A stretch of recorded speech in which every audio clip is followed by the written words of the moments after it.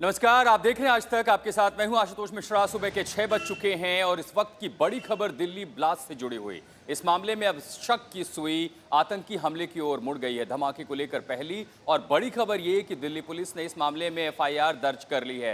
इस पूरी खबर पर लगातार आज तक की नजर बनी हुई है। हमारे तमाम सहयोगी अलग अलग जगहों से जुड़ रहे हैं और फिलहाल सीधे एलएनजेपी अस्पताल से हमारी सहयोगी अर्पिता आर्या हमारे साथ जुड़ रही है।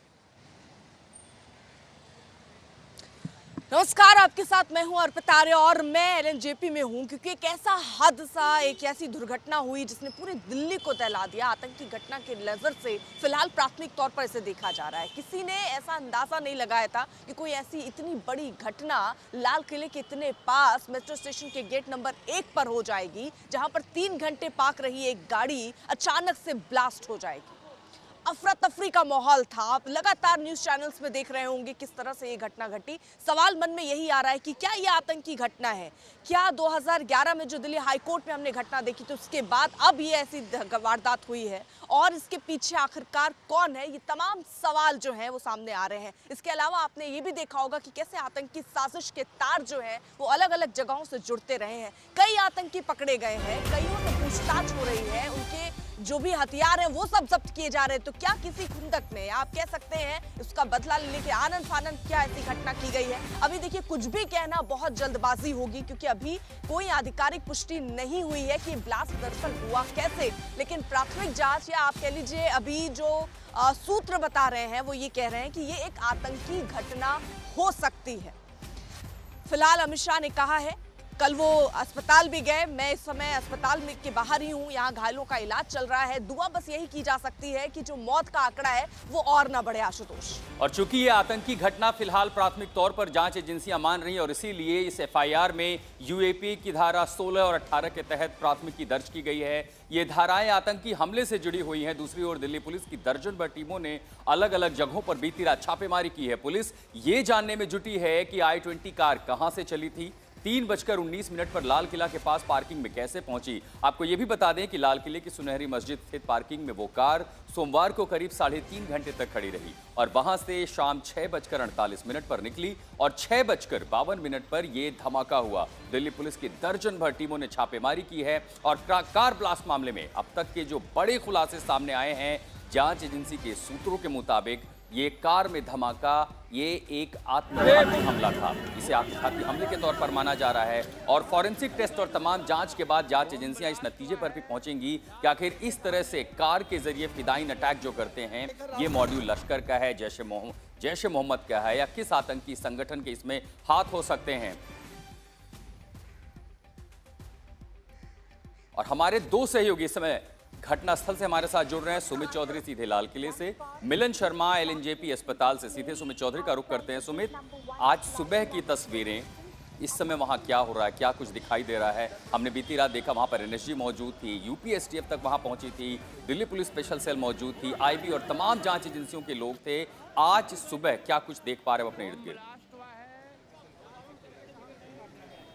देखिए, बिल्कुल सबसे पहले हम अपने दर्शकों को आशुतोष तस्वीरें दिखाते हैं कि अब करीबन जब घटना के इस पूरे ब्लास्ट के कई घंटे बीत जाने के बाद इस समय इन्वेस्टिगेशन अब भी जारी है। अगर आप मेरे पीछे देख रहे हो तो पूरे इलाके को जहां पर ब्लास्ट साइट था उसको कॉर्डन कर दिया गया है। उस पर इसलिए क्योंकि वहां पर लगातार इन्वेस्टिगेशन एजेंसीज वहां पर काम कर रही है। अगर आप देखें कि अभी इन्वेस्टिगेशन एजेंसी छोटे छोटे चीज़ों का तलाश रही है, कई वहाँ पर फॉरेंसिक एक्सपर्ट्स मौजूद हैं और इसके अलावा कई अभी सुबह से ही लगातार यहाँ पे कई आला अधिकारी जो दिल्ली पुलिस के वो भी मौजूद हैं। और ये इसलिए ज़रूरी है क्योंकि अभी ये देखना होगा कि आखिरकार कौन से नए ऐसे एक्सप्लोजिव का इस्तेमाल किया गया। क्योंकि अगर आप हमेशा लगातार आप बात करते हैं, आपको याद होगा पहलगांव के अंदर, माफ कीजिएगा पुलवामा के अंदर जब अटैक किया गया था तब ऐसे ही वुल्फ अटैक किया गया था जिसमें गाड़ी में एक्सप्लोजिव भरकर टकरा दिया गया था। लेकिन इसके अंदर पैटर्न अलग है। इसके अंदर पैटर्न इसलिए अलग है क्योंकि लगातार ये सुरक्षा एजेंसीज को इनपुट मिला है कि इसमें कुछ नए तरीके का एक्सप्लोजिव इस्तेमाल किया जा सकता है। हालांकि इसको लेकर अभी भी इन्वेस्टिगेशन जारी है, कई पहलुओं की जांच की जा रही है। आपने यूएपीए की जो धारा 16 और और 18 की बात की, उसका मकसद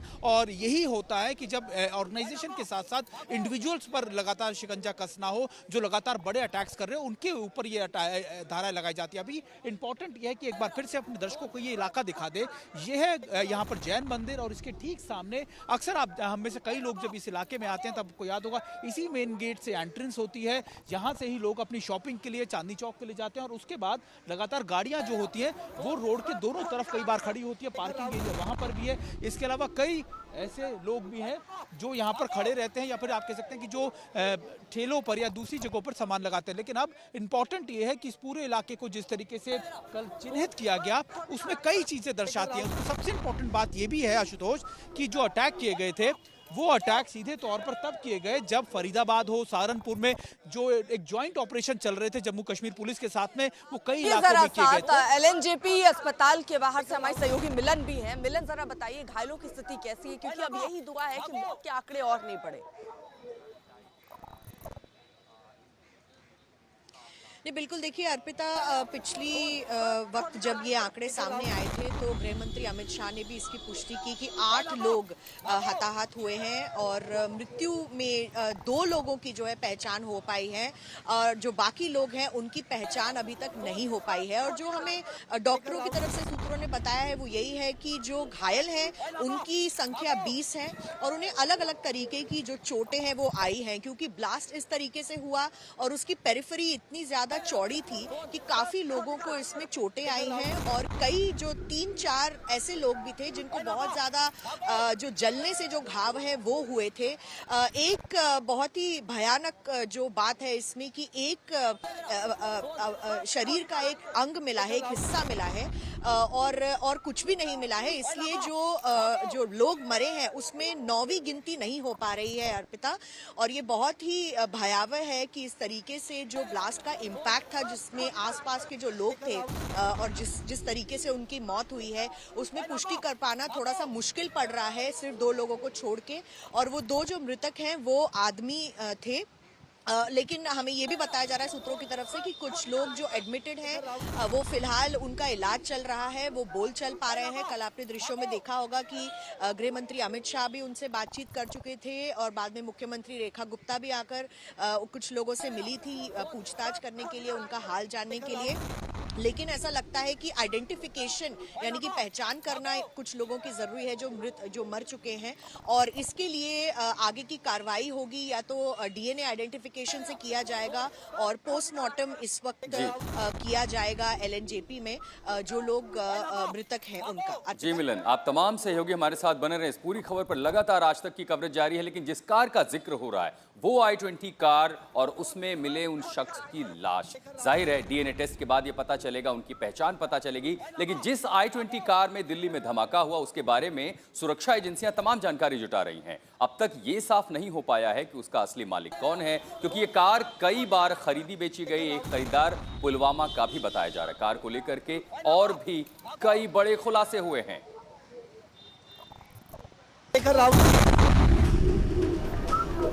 भाई भागो भागो। शोलों में तब्दील कर और मौके पर मची तबाही। जिस कार में धमाका हुआ उसके परखच्चे उड़ गए। जो कारें और अन्य गाड़ियां चपेट में आई वो भी तबाह हो गई।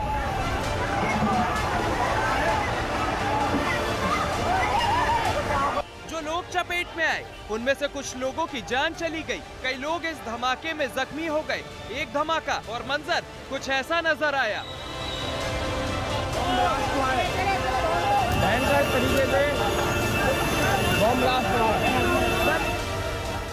ये ऐसा धमाका है जिसके पीछे बड़ी साजिश की आशंका जताई जा रही है। दिल्ली में ऐसी जगह पर यह धमाका हुआ जो सबसे सुरक्षित इलाकों में से एक है। एक तरफ ऐतिहासिक लाल किला है, दूसरी तरफ लाल किला मेट्रो स्टेशन और थोड़ी ही दूरी पर चांदनी चौक मार्केट। सोमवार की शाम 6:52 हुए थे। लाल किला मेट्रो स्टेशन के गेट नंबर 1 के करीब i20 कार धीमी रफ्तार से पहुंचती है और रेड लाइट के बिल्कुल करीब जोरदार धमाका होता है। पलक झपकते ही वहां हालात ऐसे हो गए कि पूरे इलाके में सिर्फ आग ही आग दिखाई पड़ रही थी। कार में धमाका इतना तेज था कि उसकी थर्राहट दूर तक सुनाई पड़ी। चश्मदीदों की माने तो इस वारदात के बाद मौके पर लोगों की लाशें और मानव अंग बिखरे हुए थे। न जाने कितने मकान और दुकानों के शीशे भी चकनाचूर हो गए।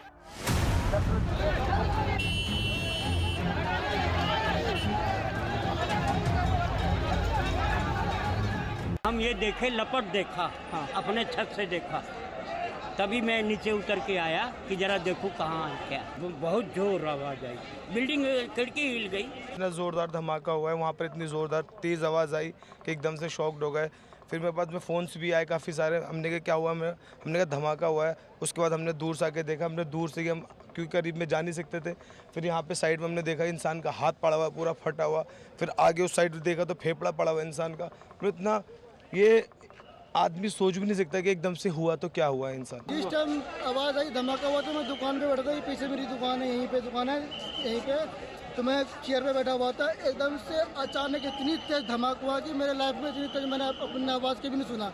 धमाके के दहल पे मैं 3 बार गिरा हूँ, उठाऊँ फिर गिरा हूँ, उठा ऐसे धरती फटने वाला है, इतनी तेज धमाका हुई है। ठीक है, तो मैं दुकान छोड़ करके एकदम से भागा। मेरे साथ भी बहुत सारी पब्लिक भागी, एक पे एक पब्लिक गिर रही थी। उस टाइम ऐसा लग रहा था कि हम कुछ पल में दूसरा धमाका हुआ था, हम मरने वाले हैं। ऐसा लग रहा कि हम बचने का चांस, ऐसा लग रहा कि मौत को मुंह से देख रहे हैं, इस तरह से नजारा था। सुरक्षा एजेंसियों को शक है कि ये ब्लास्ट फिदायीन हमला है। I-20 में हुए धमाके के बाद पड़ताल में लगी टीम को कई ऐसे सुराग मिले हैं जिनकी वजह से फिदायीन हमले का शक गहरा गया है। सूत्रों की माने तो कार में धमाके के लिए अमोनियम नाइट्रेट फ्यूल ऑयल का इस्तेमाल किया गया। I-20 कार में विस्फोटक को लगाया गया था। सूत्रों के मुताबिक अब तक की जांच में यह भी खुलासा हुआ है कि इस ब्लास्ट का कनेक्शन फरीदाबाद आतंकी मॉड्यूल से है। खुफिया एजेंसियों को शक है कि धमाके के वक्त I-20 कार में डॉक्टर उमर मोहम्मद सवार था। वही फरार आतंकी उमर मोहम्मद जो फरीदाबाद मॉड्यूल का हिस्सा बताया जा रहा है। ऐसे में सवाल उठता है कि अगर फरार आतंकी उमर मोहम्मद धमाके के वक्त I-20 कार में सवार था तो धमाके में मारा गया शख्स वही है। इसकी पुष्टि के लिए सुरक्षा एजेंसियां धमाके वाली कार में मिली लाश का DNA टेस्ट करवाएंगी। उसके बाद ही पुष्टि हो पाएगी कि कार में डॉक्टर उमर मोहम्मद सवार था या नहीं। फिलहाल दिल्ली ब्लास्ट को लेकर फॉरेंसिक और अन्य टीमों ने जांच तेज कर दी है। अरविंद ओझा, दिल्ली, आज तक।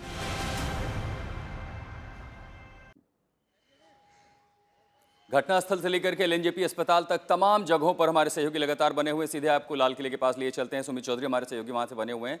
सुमित, फॉरेंसिक की टीमें लगातार ये तलाश रही हैं कि वो ट्रैशेस मिल जाए जिससे ये पता चले कि एक्सप्लोजिव क्या था, किन चीज़ों का इस्तेमाल किया था, और बीते समय में हुए जो हमले हैं हाल फिलहाल में देश के अलग अलग इलाकों में, क्या उनसे तार इसके जुड़ते हैं? आप क्या कुछ देख पा रहे हैं अपने इर्द गिर्द?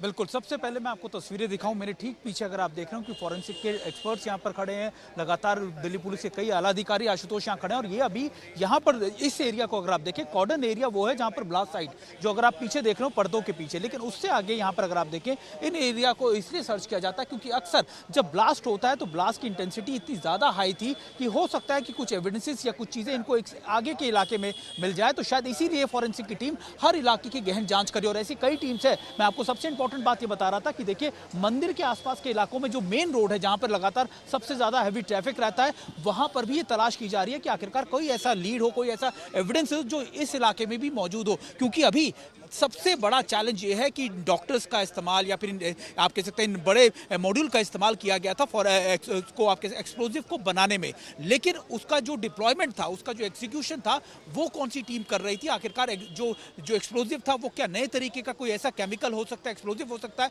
जिसका इस्तेमाल किया जाता है? तो ये सारे पहलुओं की जांच की जा रही है आशुतोष, और शायद इसी वजह से लगातार दिल्ली पुलिस के आला अधिकारियों के साथ साथ फॉरेंसिक की टीम हर इलाके में, मैं आपको बताऊं करीबन 300 से 400 मीटर का इलाका है जो कॉर्डन किया हुआ है, और हर इलाके की गहन जांच की जा रही है। और अभी इसी वजह से लगातार की नुकसान ना हो, मौसम बदले, बारिश आ जाए, कुछ आ जाए, तो उसके लिए भी उसको ढक दिया गया है ताकि एविडेंसेस खराब ना हो, नष्ट ना हो जाए। शायद इसी वजह से प्रिकॉशंस बरती जा रही है आशुतोष। और इस समय अगर आप देखें कि आला अधिकारी दिल्ली पुलिस के मौजूद हैं, फॉरेंसिक की टीम लगातार हर इलाके में खुद जाकर वहां पे चेक कर रही है, देख रही है कि कुछ नए एविडेंसेस मिल जाए, शायद और लीड मिल जाए। इसी वजह से इस पूरे इलाके को अभी कॉर्डन किया हुआ है आशुतोष।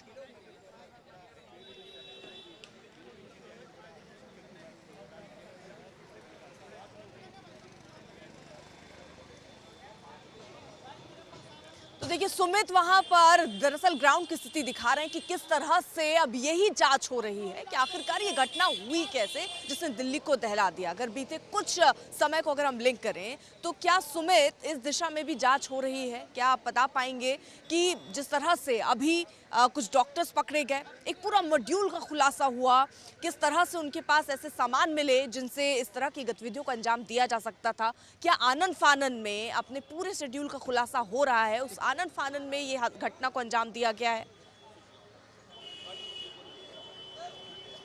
देखिए अर्पिता, ये बात तो इसको बिल्कुल नकारा नहीं जा सकता कि जो लगातार रेड्स की गई पिछले 2 से 3 दिनों के अंदर, चाहे वो सहारनपुर की रेड हो, चाहे आप कह सकते हैं कि वो फरीदाबाद की रेड हो, वो सारे रेड्स को अगर आप देखें तो ये एक लार्जर कॉन्स्पिरेसी का हिस्सा नजर आता है। ये दिखता है कि शायद आतंकी कई बड़े ब्लास्ट करना चाहते थे, ना सिर्फ दिल्ली बल्कि दिल्ली के आसपास के इलाकों में भी, और शायद इसी वजह से जो एक्ट ऑफ डेस्परेशन आप कहते हैं, क्योंकि जैसे ही आप देखें कि लगातार बड़े रेड्स करनी शुरू की गई, वैसे ही लगातार हो सकता है, क्योंकि अभी देखिए इन्वेस्टिगेशन चल रही है, कई एंगल्स को देखा जा रहा, लेकिन एक थ्योरी जरूर लगती है कि देखिए हो सकता है कि शायद इन टेररिस्ट को ये दिख गया हो कि इनकी ट्रैकिंग हो जाएगी, इनको लगातार टीम्स ट्रैक कर लेंगे, तो शायद इन्होंने एक्ट ऑफ डेस्परेशन में इस अटैक्स को एग्जीक्यूट किया हो। लेकिन जो तरीका, या फिर आप कह सकते हैं जिस तरीके से इन्वॉल्वमेंट किया गया था नए मॉड्यूल में, जिसमें डॉक्टर्स खासतौर पर शामिल थे, कई एजुकेटेड और दूसरे शख्स युवा भी मौजूद थे, उससे तो साफ दिखता है कि इनका मकसद कई बड़े अटैक्स को करना था, जिसमें नए एक्सप्लोजिव को तैयार करना ताकि उनकी डिप्लॉयमेंट की जा सके, और फिर दूसरा एग्जीक्यूशन की टीम को उसको हैंडओवर करना, और फिर उसके बाद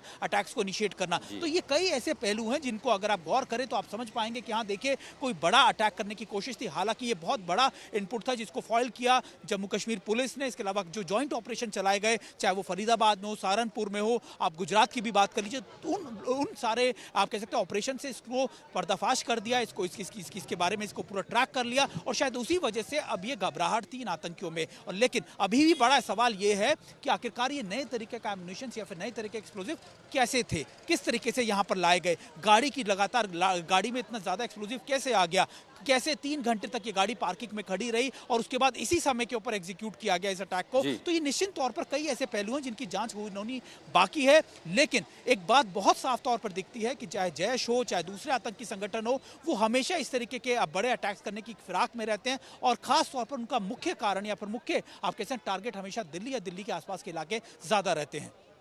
और इसी वजह से जांच के निशाने पर वो I-20 कार है जिसका इस्तेमाल करके इस धमाके को अंजाम दिया गया। कि I-20 कार कहां से आई, वो पार्किंग में देखी गई, पार्किंग में कैसे पहुंची, किस तरह से उसमें इतना सारा एम्युनिशन भरा गया, इस तरह से वो किस तरह के केमिकल का इस्तेमाल किया गया, क्या वो RDX था या वो अमोनियम नाइट्रेट था, इन सब की जांच करेगी फॉरेंसिक टीम। लेकिन एक बड़ी खबर, जिस I-20 कार को लेकर के अब जांच की जा रही है, उस कार सवार संदिग्ध की तस्वीर सामने आ चुकी है।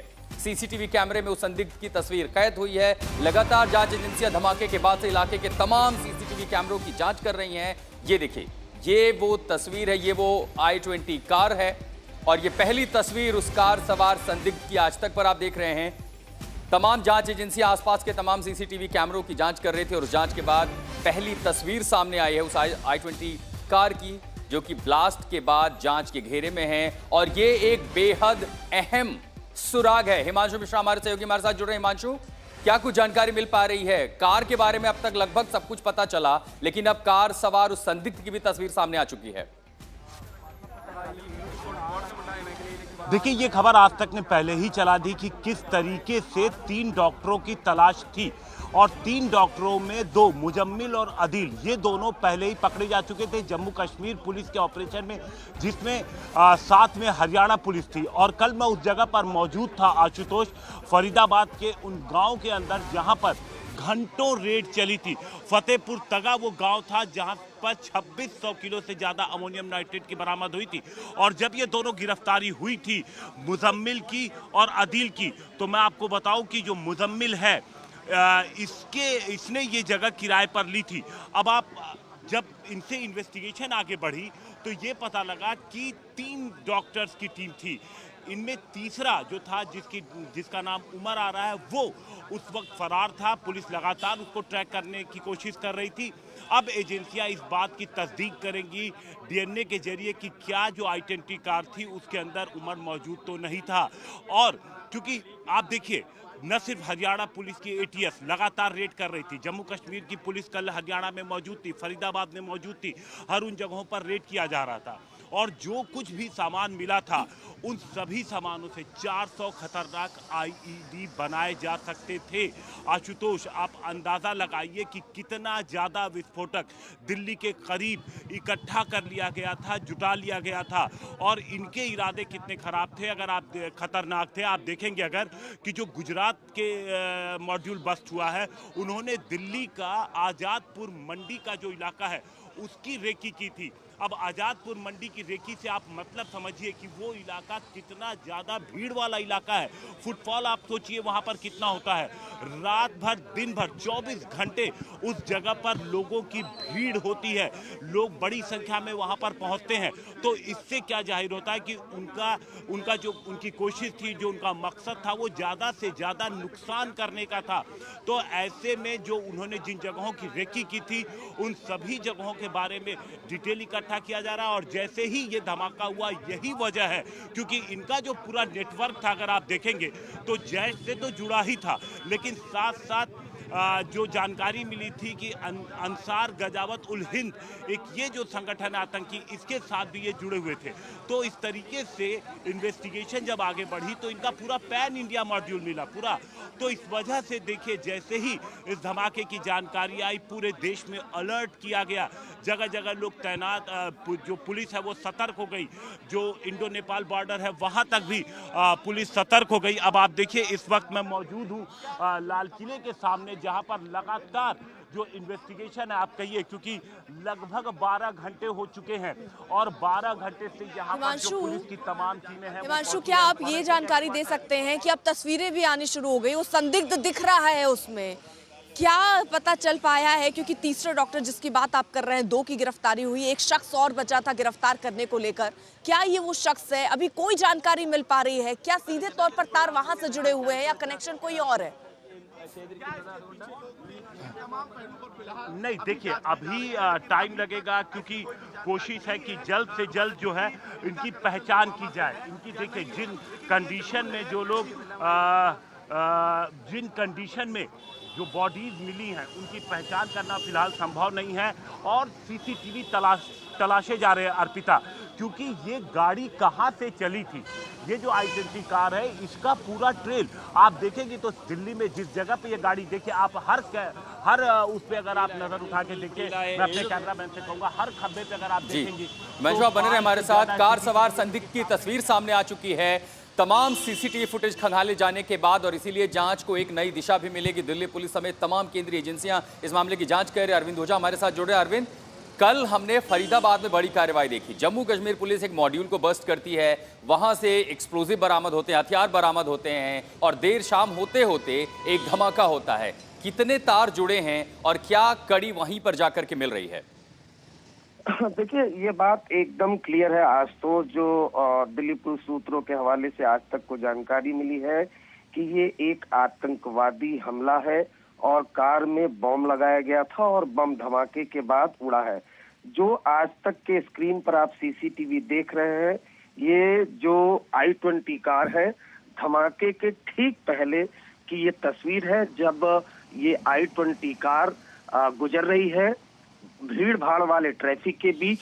आगे एक शख्स बैठा हुआ है जो मास्क लगाया हुआ है, और हम आपको और बड़ा खुलासा कर देते हैं, ये मास्क लगाया हुआ शख्स कोई और नहीं बल्कि फरीदाबाद जो मॉड्यूल बस्ट हुआ है, आतंकी मॉड्यूल, उसमें जो एक फरार आतंकी था मोहम्मद उमर है। ये जो मास्क लगाया हुआ है, जो एजेंसी के सूत्र हैं उन्होंने आज तक को ये बताया है कि ऐसी आशंका जताई जा रही है कि ये जो पूरा आतंकी हमला है, दरअसल ये फिदाइन अटैक है।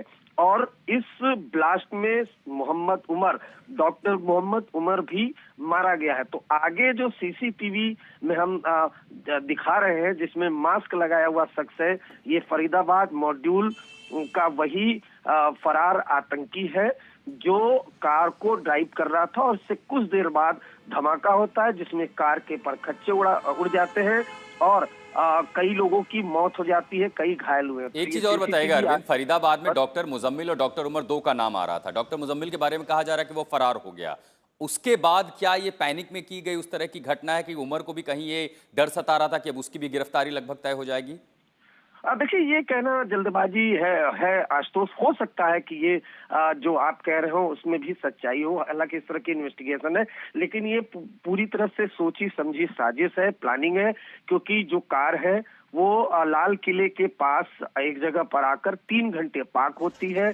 3:19 पर ये कार अंदर जाती है पार्किंग में, उसके बाद लगभग 6:48 पर बाहर निकलती है, यू टर्न लेती है, उसके बाद फिर जोरदार धमाका हो जाता है। तो ये सीसीटीवी फुटेज ठीक धमाके की कुछ देर पहले का है, जो आज तक के स्क्रीन पर देख रहे हैं, और मास्क लगाया हुआ शख्स कोई और नहीं बल्कि डॉक्टर मोहम्मद उमर है। वही डॉक्टर मोहम्मद उमर जो फरीदाबाद मॉड्यूल का फरार आतंकी था। आशुतोष, ठीक है अरविंद, ये बड़ा खुलासा आप कर रहे हैं क्योंकि जो कनेक्शन, जो तार यहाँ पर समझ आ रहा है वो वैसा ही जुड़ता हुआ नजर आ रहा है। बताया जा रहा है कि वो तीसरा आतंकी जिसे ढूंढने की कोशिश हो रही थी दरअसल वही होगा। अभी बहुत हद तक जो सूत्र बता रहे हैं वो यही जानकारी दे रहे हैं कि उसने ही गाड़ी पार्क की। और अरविंद, आप जैसी जानकारी मैं समझ पा रही हूँ कि वो शख्स वहीं पर रहता है, 3 घंटे ये गाड़ी पार्क किए रहता है। लेकिन कई सवाल फिर ये हुए कि आखिरकार गाड़ी वहां पहुंचती कैसे है इतने एक्सक्लूसिव के साथ। ये तमाम सवाल यहां पर खड़े होते हैं, लेकिन सवाल गाड़ी को लेकर भी है। ये बार बार खरीदी गई है गाड़ी, किसके नाम पर थी, अब जांच इस दिशा में होगी, उससे एक कनेक्शन जो है वो साफ हो पाएगा। एक रिपोर्ट आपके सामने रखते हैं जल्दी से।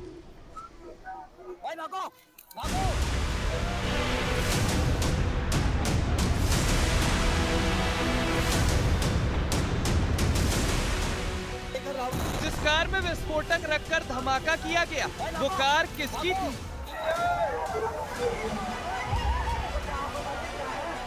बम ब्लास्ट हुआ है लाल किले के सामने। जिस कार में विस्फोटक लादकर दिल्ली को दहलाया गया उसका मालिक कौन है?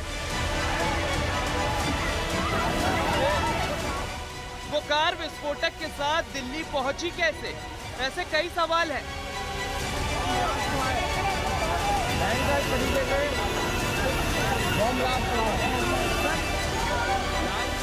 जिनका जवाब सुरक्षा एजेंसियां तलाश रही हैं। तो अब धमाके में इस्तेमाल उस कार की पूरी मिस्ट्री समझने की कोशिश करते हैं। दिल्ली के चांदनी चौक इलाके में सोमवार की शाम 6:52 पर धमाका हुआ। उससे पहले ये कार लाल किला के पास सुनहरी मस्जिद स्थित पार्किंग में करीब 3 घंटे तक खड़ी रही। सूत्रों के हवाले से ये खुलासा हुआ है। पार्किंग में जाती कार की तस्वीर आज तक के हाथ लगी है। कार नंबर HR 26 CR 7674 ये वही कार है जिसमें धमाका किया गया। ये उस वक्त की तस्वीर है जब कार सुनहरी मस्जिद की पार्किंग में एंट्री कर रही थी। वक्त हो रहा था दोपहर 3:19। आज तक के पास कार की एक और एक्सक्लूसिव तस्वीर है। तब वक्त हो रहा है शाम 6:48, यानी धमाके से ठीक 4 मिनट पहले ये कार सुनहरी मस्जिद पार्किंग से निकलकर चांदनी चौक इलाके में पहुंचती है और धमाका हो जाता है।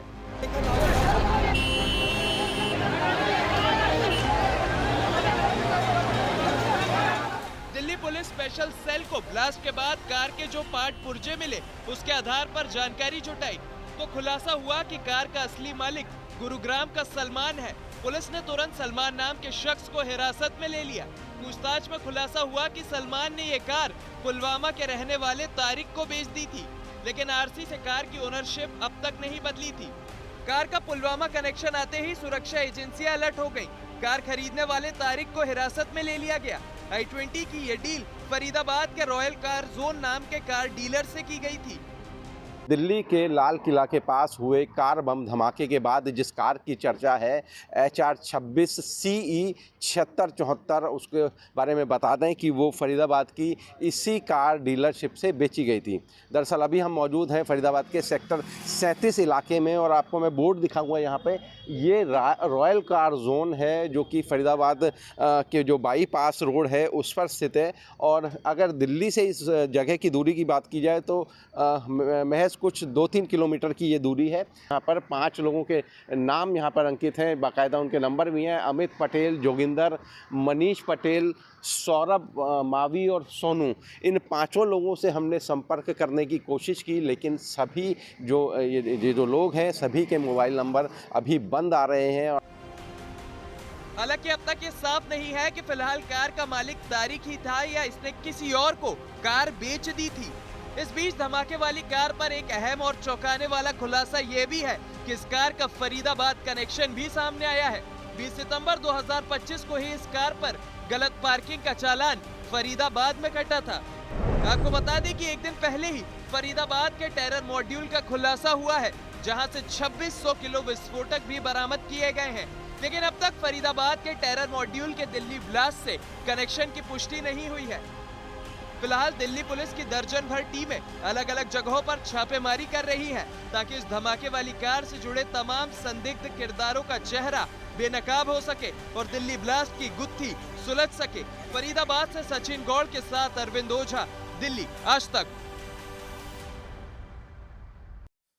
तो जैसे जैसे जांच आगे बढ़ रही है, तमाम सारी जो एजेंसियां हैं वो इस नतीजे पर पहुंच रही हैं कि आखिर ये धमाका कैसे किया गया, कौन सा मॉड्यूल था। एक बड़ी खबर ये भी आ रही है कि जिस i20 कार को फिलहाल जो जांच की दिशा का एक केंद्र है, उसमें बहुत सारे खुलासे हो रहे हैं। और खुलासा ये कि आखिर ये कार सबसे पहले किसने खरीदी थी। Hyundai i20 कार जिसमें यह धमाका हुआ है, ये गुरुग्राम के रहने वाले मोहम्मद सलमान ने खरीदी थी।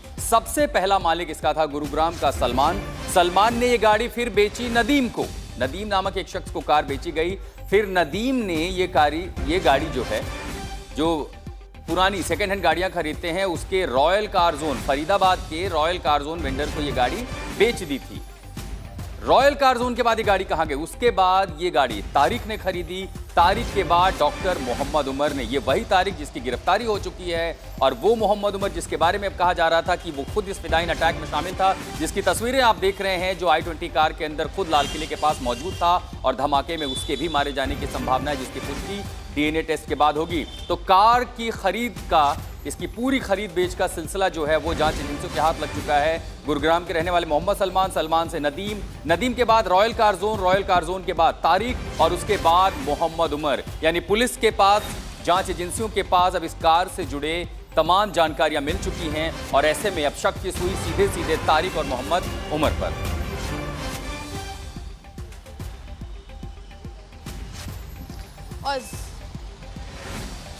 और इस बीच आपको हम ये भी बता दें, कार को लेकर जो डिटेल सामने आ रही है उससे भी साफ कनेक्शन समझ आ रहा है कि ये दरअसल जो फरीदाबाद में जिस तरह का मॉड्यूल पकड़ा गया उसके बाद ही दरअसल ये सब चीजें सामने आ रही हैं। लेकिन इस बीच सीसीटीवी तस्वीर जो कि अहम कड़ी है आगे जांच को लेकर, अब वो सीसीटीवी तस्वीरें सामने आई है जिसमें वो शख्स वहां पर नजर आ रहा है। ये करीब 3 घंटे पहले इसने इसी पार्किंग में जहां ये धमाका हुआ है 3 घंटे पहले ये गाड़ी पार्क की। लेकिन सवाल यही है कि आखिरकार इतना एक्सप्लोसिव वहां पर आया कैसे और वहां 3 घंटे गाड़ी रही, किसी को भनक नहीं लगी। टारगेट इनका क्या था, क्या और इस तरह की घटनाएं करने का इरादा था, ये सारी चीजें अब जैसे जैसे जांच चलेगी वैसे ही जानकारियां सामने आएंगी। हालांकि हाई अलर्ट पर रखा गया है, यूपी को भी हाई अलर्ट पर रखा गया है, अन्य राज्यों को भी हाई अलर्ट पर रखा गया है। अब निगरानी बढ़ा दी गई है, तो अगर इनके और संगी साथी होंगे अर्पिता, आपको रोकना चाहेंगे। एक और बड़ी खबर आ रही है, कार सवार संदिग्ध की जो तस्वीर सामने आई है उसकी भी पहचान हो चुकी है। यही है वो डॉक्टर मोहम्मद उमर। 3 बड़े नाम, डॉक्टर मुजम्मिल, तारिक और डॉक्टर मोहम्मद उमर। सीसीटीवी कैमरे में जिस संदिग्ध की तस्वीरें आप देख रहे हैं उसकी पहचान डॉक्टर उमर के रूप में हो रही है। वही डॉक्टर उमर है जिसने आखिरी बार ये i20 कार खरीदी थी तारिक से। फरीदाबाद के जिस कार जोन से कार खरीदी गई थी, कार में मास्क लगाकर आगे बैठा रहे। आप डॉक्टर उमर की तस्वीरें देख रहे हैं, कार में बिल्कुल आगे मास्क लगाया हुआ। और लगातार जांच एजेंसियां हर एक सीसीटीवी कैमरे को खंगाल रही हैं लाल किले के आसपास के सड़कों पर जितने भी सीसीटीवी कैमरे आसपास के दुकान में देखिए, ये पार्किंग से निकलती हुई गाड़ी है। सीसीटीवी कैमरे में संदिग्ध की तस्वीर कैद हुई थी।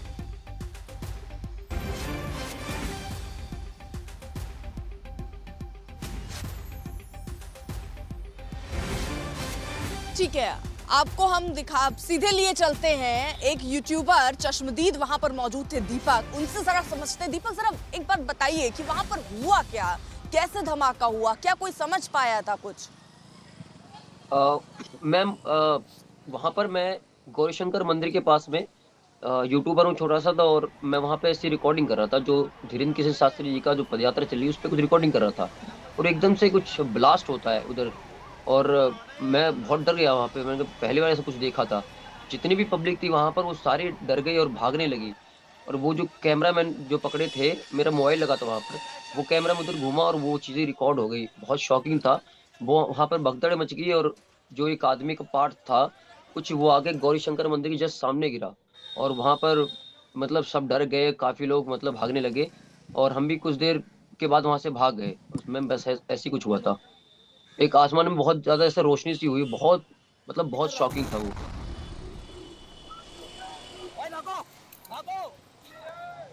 दीपक, हम वो तस्वीरें देख रहे थे कि आप वहां रिकॉर्डिंग करते हैं और अचानक से जैसे धमाका होता है सब डरते हुए, बिल्कुल भागते हुए नजर आए थे। कुछ भी आप यहां पर देख पा रहे थे कि वो जो धमाके थे उसकी लपटें कितनी ज्यादा थी, या आपसे कितनी दूरी पर हो रहा था ये सब कुछ?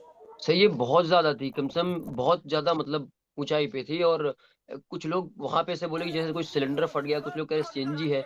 बट सर वो जिस तरीके से धमाका था सर, वहां पे बहुत मतलब दर्दनाक था। और सर ये चीज हम मतलब सारे लोग वहां भगदड़ मच गए कि कुछ ऐसा ब्लास्ट है, बहुत हैवी था, और वहां पर कोई रुका नहीं, भागने लगे सर। ये सर ऐसा कह सकते हैं कि लाइटिंग होगा पूरा आज चारों तरफ, बहुत तरीके से। जब आप भागे थे वहां से, जब हम देख रहे हैं हम आपकी वो तस्वीरें भी चला रहे हैं कि यहाँ पर लोग किस तरह भाग रहे हैं, उसके बाद क्या आपने कोशिश की थी अपना कैमरा लेकर के जहाँ घटना हुई उसके पास जाने की भी आपने कोशिश की थी? हाँ सर, वो एक्चुअली स्टैंड में मेरा कैमरा लगा हुआ था, फोन लगा हुआ था, और जैसी वो चीज हुआ और मैं एक भाई का रिकॉर्डिंग मतलब इंटरव्यू ले रहा था ऐसी, तो वो चीजें मतलब जैसी हुई और हम लोग डरे कि ये क्या चीज है, मतलब ब्लास्ट हुआ, हम वहां से भागने लगे। और जिसके फोन जो जिसके स्टैंड में लगा था वो मैं छोड़ के भागा, क्योंकि ऐसा हुआ था, बहुत तेजी का ब्लास्ट था। जाके वहां से फोन लिया और सारे लोग वहां जितने भी बाकी यूट्यूबर थे वो सारे लोग वहां से भागने लगे। इवन वहां पर जो काफी लोग ऐसी एक दो लड़कियां थी जो उस चीज को देखकर बेहोश हो गई, उनका कुछ लोग लेके भागने लगे सर।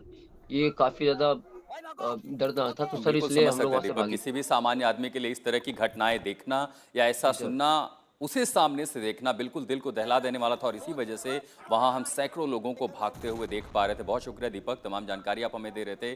दीपक वो चश्मदीद हैं जिनके कैमरे पर उस समय घटना जब धमाका हुआ लोगों के बेतहाशा होकर भागते हुए तस्वीरें कैद हुई। 6 तस्वीरें आप देख रहे हैं कि सबसे पहले शुरुआत कैसे हुई। कल फरीदाबाद में आतंकी मॉड्यूल पर शक था, जम्मू कश्मीर की पुलिस वहां छापेमारी करती है, हथियार बरामद होते हैं। इसी के साथ साथ अमोनियम नाइट्रेट, बड़ी संख्या में अमोनियम नाइट्रेट बरामद होती है, और कार I-20 कार जो इस समय जांच का केंद्र बनी हुई, इस पूरी घटना का केंद्र है, उसकी बरामदगी होती है। उससे जुड़े 2 शख्स की गिरफ्तारी होती है। एजेंसियों को अहम सुराग भी मिले हैं, और उस सुराग में सबसे महत्वपूर्ण है I-20 में बैठा वो संदिग्ध जिसकी पहचान डॉक्टर उमर के रूप में हो रही है, डॉक्टर मोहम्मद, जिसकी पहचान DNA टेस्ट के जरिए की जाएगी। अब दिल्ली पुलिस लगातार कई जगहों पर छापेमारी कर रही है। दिल्ली में धमाका, आतंकी साजिश का पर्दाफाश, और इसी के साथ साथ जो तमाम जांच एजेंसियां हैं वो जांच की दिशा इस तरफ भी ले जा रही हैं कि आखिर किस तरह के आतंकी संगठन का ये पूरी भूमिका जिसने तैयार की थी, कैसे मॉड्यूल फरीदाबाद तक तार जुड़े। जम्मू कश्मीर की पुलिस की जांच फरीदाबाद आती है, फरीदाबाद के साथ दिल्ली में शाम को धमाका होता है, और वो वक्त चुना गया जब वहां सबसे ज्यादा भीड़ हो। दिल्ली के लाल किले इलाके में हुए धमाके ने सारे देश को हैरान कर दिया है। पिछले कई सालों से दिल्ली धमाकों की दहशत से सुरक्षित रही है, इसीलिए लोग बेफिक्र होकर घूमने भी लगे। लेकिन लाल किले के पास जिस तरह से चलती कार में धमाका हुआ उसने सबको चिंता में डाल दिया है। इतना जोरदार धमाका हुआ है, वहाँ पर इतनी जोरदार तेज आवाज आई कि एकदम से शॉक्ड हो गए। इस टाइम आवाज आई, धमाका हुआ तो मैं दुकान पे बैठ गई, तो मैं दुकान छोड़ करके एकदम से भागा। मेरे साथ भी बहुत सारी पब्लिक भागी, एक पे एक पब्लिक गिर रही थी। कई जने वैसे जल गए, आसपास में जो थे वो आसपास के लोग। कितनी गाड़ियाँ डैमेज हुई हैं यहाँ पे? कितनी? 2-3 गाड़ियाँ। मेरी गाड़ी के भी बम्पर वगैरह सब टूट गए हैं। हम तो गेट खोल के, हम 2 जने थे, हम एकदम भाग गए वहाँ से। देश की राजधानी दिल्ली में हुए धमाके ने सबको हैरान कर दिया। शाम को लाल किले जैसे व्यस्त इलाके में मेट्रो स्टेशन के पास धमाके के पीछे कौन है, इसे लेकर सबसे बड़ा बयान गृह मंत्री अमित शाह की तरफ से आया, जिन्होंने देश को बताया कि सभी एंगल से इस धमाके की जांच की जा रही है। हम सभी संभावनाओं को तराश रहे हैं और सभी संभावनाओं को ध्यान में रखकर इसकी गहन जांच की जाएगी। सभी ऑप्शन की तुरंत जांच होकर नतीजा जो आएगा, जांच हम जनता के सामने रखेंगे। तो दिल्ली में हुए धमाके की हर एंगल से जांच की जा रही है। इसकी वजह धमाके की तीव्रता है, जिसे दिल्ली में लाल किले के पास धमाके वाली जगह के काफी दूर तक सुना गया और जिसने पूरे देश को दहला दिया। बॉम्ब ब्लास्ट हुआ है लाल किले के सामने अभी 1 मिनट पहले। एक गाड़ी के अंदर बॉम्ब था, बहुत भयंकर बॉम्ब ब्लास्ट हुआ है। दिल्ली धमाके के तुरंत बाद ये खबर आ गई कि धमाका एक गाड़ी में हुआ। पहले ये दावा सामने आया था कि पार्किंग में खड़ी गाड़ी में ब्लास्ट हुआ, लेकिन पुलिस कमिश्नर ने आकर बताया कि रेड लाइट पर एक गाड़ी रुकती है और तब ब्लास्ट होता है। करीब 6:52 पे एक यहाँ पे रेड लाइट पे एक स्लो मूविंग व्हीकल जो रेड लाइट की तरफ आके रुका था, उसमें एक ये एक्सप्लोजन हुआ है। उस वक्त गाड़ी के अंदर जो पैसेंजर्स उसके अंदर ही थे और इस एक्सप्लोजन से जो है आसपास की गाड़ियों में भी क्षति हुई। पुलिस कमिश्नर के इस बयान से साफ है कि पार्किंग में खड़ी गाड़ी में धमाका नहीं हुआ। जब ब्लास्ट हुआ तब गाड़ी में लोग वो रेड लाइट पर रुकी थी। धमाका इतना तेज होता है कि इसकी चपेट में आई कई गाड़ियों के परखच्चे तक उड़ जाते हैं।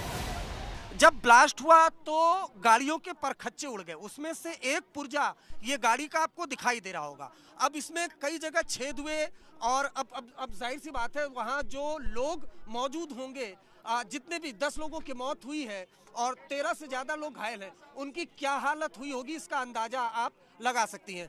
कालिक है, चूंकि ब्लास्ट हुआ उसके बाद आग लग गई, कालिक यहाँ पर है और इसी तरह के पुर्जे आपको आसपास के इलाकों में दिखाई देंगे। धमाके को लेकर एक सच ये भी सामने आता है कि जिस वक्त कार में धमाका हुआ उसमें 3 लोग सवार थे। ब्लास्ट पीछे की तरफ से हुआ। ये उसी कार का हिस्सा है जिसमें ब्लास्ट हुआ। i20 कार में धमाका हुआ, नंबर 1। नंबर 2, i20 कार में 3 लोग सवार थे। i20 कार के पिछले हिस्से में ये धमाका हुआ है, नंबर 1। जो इम्पोर्टेंट बात है, और इम्पोर्टेंट बात है कि ब्लास्ट के बाद मौके पर कोई गड्ढा नहीं हुआ है, ये भी एक इम्पोर्टेंट बात है। जो उसके बाद इम्पोर्टेंट कि जो कुछ भी घायल हुए हैं उनके शरीर पर कोई कील या तार नहीं मिले। अमूमन जो आईडी ब्लास्ट होता है या कोई एक्सप्लोसिव बनाया जाता है उसमें कार और जो कीले हैं और तार हैं वो इस्तेमाल किए जाते हैं। अब सवाल है कि जिस गाड़ी में ब्लास्ट होता है क्या उसे कहीं और ले जाया जा रहा था और बीच में ही धमाका हो गया, या फिर धमाके वाली गाड़ी में ही किसी ने बम रख दिया। इन सवालों का जवाब भले ही मिलना बाकी हो, लेकिन घटना स्थल की तस्वीरों को देखकर एक बात तय है और वो ये कि धमाके की तीव्रता बहुत ज्यादा थी। इस वजह से काफी दूर तक नुकसान हुआ है। जब हम पहुंचे स्पॉट पे तो 4 से 5 बॉडियां हमें मिली हैं और जो भी एम्बुलेंस वाला मतलब एक करके एम्बुलेंस लगी है, स्टेशन निकले हैं और बॉडियां कलेक्ट करनी पड़ी है। इससे पहले जो बॉडी आई हैं वो बैटरी रिक्शे में आई हैं। बैटरी रिक्शे में भी आई। तब तक हम नहीं पहुंचे थे, तब तक वो आस पास में जो बैटरी रिक्शा खड़ी थी उनमें रख रखे हैं। में कितनी बॉडीज लाई गई है वो मेरे को नहीं मालूम, लेकिन आप जो है ज्यादा नहीं जी 4 से 5 बॉडियां आई हैं। भगदड़ मच गई थी। वहाँ जो भी मौका वारदात पे खड़ा था, बैटरी रिक्शा वाला या कोई भी रिक्शा वाला या ऑटो वाला, उनमें डाल कर लेकर आए। 8 लोगों की मौत LNJP अस्पताल पहुंचने से पहले ही हो गई और जिन घायलों को लाया गया उनकी हालत बहुत खराब थी। There are so many patients inside. At least 10 are dead and there are 30 plus patients injured. So we are trying our best to rescue the patients. Delhi में इतने लोगों की जान इसलिए गई क्योंकि जिस i20 कार में यह धमाका हुआ वो भयानक था, जिसकी वजह ढूंढने में दिल्ली पुलिस के साथ NSG, NIA और FSL की टीम लगी हुई है। दिल्ली में यह धमाका आतंकियों की बहुत बड़ी साजिश नाकाम होने के दिन हुआ है। जिस तरह से फरीदाबाद में 2900 किलोग्राम विस्फोटक सामग्री मिली, उसने एक बात साफ कर दी कि आतंकवादी दिल्ली को दहलाने की साजिश में लगे। लाल किले में हुए धमाके का सच आना भले ही बाकी हो, लेकिन इसने दिल्ली की सुरक्षा पर बड़ा सवालिया निशान लगा दिया है।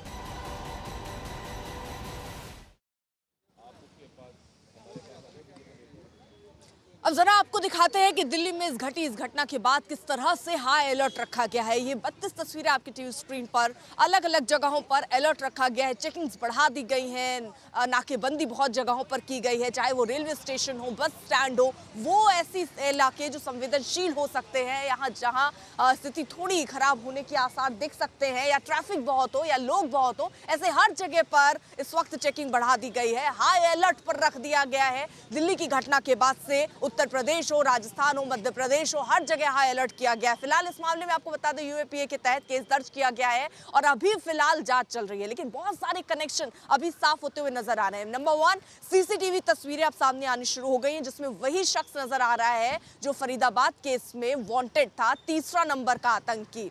सुमित हमारे साथ, हमारे सहयोगी लाल किले से मौजूद हैं। सुमित का सीधे रुख करते हैं। सुमित, अब जैसे जैसे दिन चढ़ रहा है, देखिए अब एक एक कड़ियां जुड़ती हुई नजर आ रही हैं। ये समझ आ रहा है कि इसका कनेक्शन फरीदाबाद में जो घटनाएं थी, जिस तरह से ये रेड हुई, उसके बाद से अब ये सारी चीजें सामने आ रही है कि वो कनेक्शन कहीं ना कहीं वहीं से था। सीसीटीवी तस्वीरें बहुत सारी जो परतें हैं वो खोलती हुई नजर आ रही है। देखिए बिल्कुल, देखिए अर्पिता, अगर आप जब भी किसी ऐसे बड़े अटैक्स के फुटप्रिंट्स को देखें तो हमेशा कई फेजेस के अंदर इन्वेस्टिगेशन चलती है। अब तक पहली कड़ी जो जोड़ी गई थी वो थी ब्लास्ट साइट से उस गाड़ी की कनेक्टिविटी, आखिरकार वो गाड़ी कहां से आई, कैसे पहुंची। लेकिन अभी इंपॉर्टेंट एस्पेक्ट ये है कि पार्किंग में वो गाड़ी क्या वहीं पर खड़ी हुई थी 3 घंटे से, या फिर वो कहीं से लाई गई। अब दूसरी कड़ी होगी एक्सप्लोजिव को लेकर, जो कड़ी जोड़ी जा रही है कि अमोनियम नाइट्रेट का इस्तेमाल हुआ, लेकिन अमोनियम नाइट्रेट अकेला इस्तेमाल नहीं होता, उसके साथ कुछ कॉम्बिनेशन इस्तेमाल किए जाते हैं। अब क्या वो फ्यूल ऑयल था, क्या लगातार उसके साथ किसी केमिकल का इस्तेमाल किया गया, क्योंकि किसी भी एक्सप्लोजिव को, किसी भी चीज को एक्सप्लोजिव देना, ट्रिगर करने के लिए हमेशा एक बड़े फ्यूल या फिर एक बड़े आप कह सकते हैं ट्रिगर की जरूरत पड़ती है। तो निश्चित तौर पर इन सभी पहलुओं का जांच की जा रही है। लेकिन इंपॉर्टेंट ये है कि मैं एक बार फिर आपको तस्वीर, अगर अपने कैमरा पर्सन दिखा पा रहे हो, कि यहाँ पर उन्हीं चीजों की जांच परख की जा रही है। अभी भी फोरेंसिक की टीम लगातार इस इलाके को रिक्रिएट कर रही है, ये देख रही है कि गाड़ी अगर आई तो कहां से आई, कहां से यू टर्न लिया। इसके अलावा सबसे इंपॉर्टेंट एस्पेक्ट ये होगा कि आखिरकार जब पार्किंग से गाड़ी आई तो किन किन कैमरों को फेस करती हुई आई, और इसके अलावा कि आखिरकार जब ये पार्किंग में खड़ी हुई थी क्या इसे पहले से ही वहां खड़ा किया गया था, जो लार्जर कॉन्स्पिरेसी का इंडिकेशन करता है, या फिर ये 3 घंटे पहले ही आकर वहां पर खड़ी की गई थी। क्या इसे एक्ट ऑफ डेस्परेशन माना जाए, क्योंकि फरीदाबाद में कार्रवाई चल रही थी, लगातार रेड चल रही थी, लगातार और जगह पर भी इस तरीके के लोगों को होल्ड अप किया गया था, उनको डिटेन किया जा रहा। तो निश्चित तौर पर कई पहलुओं को जांचा परखा जाएगा। लेकिन ये बात तय है कि नई तरीके के आप कह सकते हैं कि नए कॉम्बिनेशन ऑफ दिखती है, क्योंकि अगर इस पूरे मॉड्यूल को समझे, क्योंकि जिस तरह से श्रीनगर पे डॉक्टर की गिरफ्तारी होती है, उससे जांच होती है, फरीदाबाद का कनेक्शन सामने आता है, हिमांशु, तो ये सब कनेक्शन दिखा रहा है कि दहलाने की कोशिश तो दिल्ली ही थी और इसीलिए सारे प्लानिंग जो है वो किए गए हैं। लेकिन सवाल ये भी है, क्योंकि हम लाल किले के एरिया को अगर हम देखें तो वहां पर पार्किंग नहीं की जा सकती, बहुत दूर तक आप देखिए पूरा बैरिकेड किया गया होता है। तो ऐसे में यही एक इलाका उनके पास शायद विकल्प बचता था जहां पर इन्होंने गाड़ी पार्क की। यहाँ सुरक्षा के इंतजाम कैसे रहा करते थे हिमांशु? देखिए ये जो पूरा इलाका है, ये सामने जो आप देख रही हैं पूरा इलाका है, ये काफ़ी भीड़ वाला है, क्योंकि ये चांदनी चौक की एंट्री पॉइंट है यहाँ से, और यहाँ से लेफ्ट कोई गाड़ी नहीं जाती, और यहाँ पर अच्छे जो तमाम ई रिक्शा ऑटो है उनकी अच्छी खासी भीड़ होती है। बगल में सामने वो भगीरथ प्लेस है, जो तमाम इलेक्ट्रॉनिक जो सामान है वो यहाँ पर मिलते हैं। तो यहाँ पर गाड़ियाँ राइट साइड पे अगर आप देखेंगे तो कुछ गाड़ियाँ जो है वो पिक ड्रॉप के लिए रुकती हैं, छोटी मोटी पार्किंग यहाँ पर होती है। लेकिन ये जो गाड़ी थी I-20, ये पार्क नहीं थी, बल्कि जो सामने रेड लाइट आपको दिख रही, जब वो आ रही थी तो वो स्लो हुई थी, क्योंकि यहाँ पर ट्रैफिक तो स्लो होता ही है, तो वो स्लो थी। और जब उसके बैक साइड पर ये धमाका हुआ, धमाके की इंटेंसिटी इतनी ज़्यादा तेज़ थी कि आप सोचिए कि बैक साइड पे वो गाड़ी में जो लोग बैठे वो तीनों तो उस धमाके में मारे ही गए, लेकिन जो आसपास का पूरा इलाका था, तकरीबन आप कहिए 5 मीटर का जो 5 से 6 मीटर आप ये कह रहे हैं कि वहां पर पार्किंग नहीं थी, कुछ गाड़ियां थोड़ी देर के लिए खड़ी होती हैं। बिल्कुल राइट साइड पे अगर आप देखेंगे, जहां पर अगर अभी सामने पर्दा लगा हुआ है, जो राइट साइड का इलाका तो फिर तो सवाल ये भी है कि 3 घंटे तक वो गाड़ी कैसे खड़ी रही, क्योंकि हमने भी देखा है कि जब जहां पार्किंग नहीं होती, खासतौर पर दिल्ली में ऐसे मार्केट्स हो या ऐसे जहां पर बहुत भीड़ हो, वहां से गाड़ियों को निकलवाया जाता है। तो 3 घंटे 3.5 घंटे गाड़ी कैसे खड़ी रही?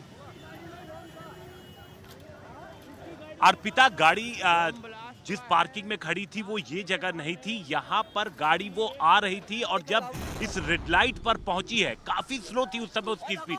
स्लो इसलिए कि ये जो आप जगह बीच में देख रही हैं जहाँ पर टाइल्स लगी हुई है रोड पर, बैरिकेड, जहाँ पर दोनों तरफ बैरिकेड है बीच रोड पे, यहाँ पर लोग न सिर्फ ट्रैफिक सड़क पार करते इस वजह से, और साथ में यहाँ पर ई रिक्शा की अच्छी खासी भीड़ होती है, तो यहाँ पर ट्रैफिक बेहद स्लो होता है। और जब कल 6:56 पर जब कॉल हुई थी तो उस वक्त जब वो गाड़ी यहाँ पर पहुँचती है तो उसकी रफ्तार काफ़ी स्लो थी, और उस वक्त जब ये धमाका हुआ तो जो लोग इसके चपेट में आए या तो वो सड़क पार कर रहे थे या फिर वो लोग ई रिक्शा में बैठे थे, जो ई रिक्शा एक पूरी तरीके से आप क्षतिग्रस्त देख रही हैं, और 6 गाड़ियाँ जो आसपास जो चपेटे में आई हैं उनमें जो लोग सवार थे वो पूरे लोग इसके चपेट में आए, क्योंकि बैक साइड पे ये धमाका हुआ है। अब जब इस गाड़ी का रूट पूरा हिमांशु, हम आपके पीछे कुछ तस्वीरें देख रहे हैं क्योंकि सुबह की पहली किरण के साथ लाल किले के बाहर अब वो हर तस्वीर बेहद स्पष्ट और साफ दिखाई दे रही है। बीती रात अंधेरे में जैसे ही घना अंधेरा शुरू हुआ, लोगों की भीड़ बढ़ी, वहां धमाका होता है, लेकिन आज सुबह के साथ जांच एजेंसियों को और भी सबूत हाथ लग सकते हैं, ट्रेसेस लग सकते हैं कि एक्सप्लोजिव किस तरह के थे। अब आज तमाम एजेंसियां, इसमें एनआईए शामिल है, इसमें आईबी शामिल है, इसमें दिल्ली पुलिस शामिल है, यूपी एसटीएफ शामिल है, तमाम एजेंसियों की जो प्राथमिकता है i20 कार कहां से थी, उसका सिलसिला कहां से शुरू हुआ, वो सब कुछ पता चल चुका है। अब आज सुबह आपके पीछे जो मैं देख रहा हूं, फॉरेंसिक टीमें हैं, पैरामिलिट्री के लोग हैं, क्या वहां पर अभी भी ट्रेसेस खोजे जा रहे हैं? जरा तस्वीरें भी दिखाइएगा। बिल्कुल, यहाँ पे फॉरेंसिक की टीम यहाँ पर मौजूद है, तमाम एजेंसियां यहाँ पर मौजूद है और एनआईए की इस पे एक स्पेशलाइज्ड टीम यहाँ पर मौजूद है, और पूरी कोशिश की जा रही है, हर तरीके के आधुनिक यंत्र यहाँ पे लाए गए हैं कि जो धमाका था वो धमाका था किस चीज का, क्योंकि जिस तरीके का ये धमाका था ये आमतौर पर ये देखने में नहीं आता है यहाँ पर, तो इसलिए इसके एक एक ट्रेसेस को इकट्ठा करने की कोशिश की जा रही है ताकि ये इस्टेब्लिश किया जा सके कि गाड़ी के बैक सीट पर, बैक जो पिछला हिस्सा था उसमें जो विस्फोटक रखे गए थे वो किस तरीके से कंपाइल किए गए थे, और देखिए सवाल ये भी उठ रहा है कि जिस तरह से फरीदाबाद में विस्फोटक मिलता है, विस्फोटक मिलने के बाद ये भी पता होता है कि एक तीसरा शख्स भी है जो इसमें इन्वॉल्व है। मैं आऊंगी आपके पास, जरा सुमित का रुख कर लेते हैं, उसके पास कोई जानकारी, सीधे लिए चलते हैं आपको सुमित के पास। सुमित। बिल्कुल देखिए, मैं बेसिकली अर्पिता हिमांशु की बात को थोड़ा सा इलैबोरेट कर देता हूं। हालांकि वो इलाका जो दिखा रहे हैं वो ये है पीछे इलाका, और इंपॉर्टेंट जहां फॉरेंसिक की टीम है वो यहीं पर मौजूदा भी। फॉरेंसिक की टीम क्या कर रही है, देखिए जब एक्सप्लोजन होता है किसी भी गाड़ी में, किसी भी व्हीकल में, तो उसके बॉडी पार्ट्स के साथ लगातार एक्सप्लोजिव के जो पार्टिकल्स हैं वो चिपक जाते हैं। तो लगातार यहाँ पर उस गाड़ी यानी जो i20 यहाँ आई थी, क्या उसके पार्ट्स धमाके के बाद इतनी जगहों में फैले, तो उन पार्ट्स को ढूंढा जा रहा है। ये देखा जा रहा है कि आखिरकार कहीं से आपके पास इस पूरी खबर पर लगातार हमारी नजर बनी हुई है। हर एक डेवलपमेंट आज तक पर सबसे पहले लगातार जांच एजेंसियों के तार कहां तक पहुंच रहे हैं।